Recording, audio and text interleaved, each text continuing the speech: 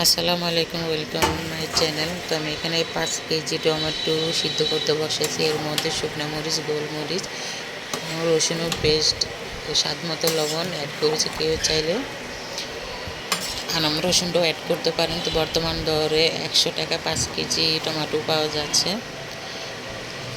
তো সবাই এই সুযোগটা নিতে পারেন, কারণ বোতলজাত টমেটো অনেক দাম পড়ে যায়, আবার অস্বাস্থ্যকর হয়।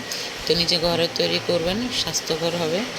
তো ভালোভাবে বয়েল হয়ে যাওয়ার পরে এতটুকু কমে আসার পরে তখন আমি ভালোভাবে ব্লেন্ডার করে ছেঁকে আবার কড়াইতে বসিয়ে ভিনেগার, চিনি, কিছুটা কর্নফ্লাওয়ারে পানি সহকারে অ্যাড করে ঘন করে নিয়েছে। পরে বোতলে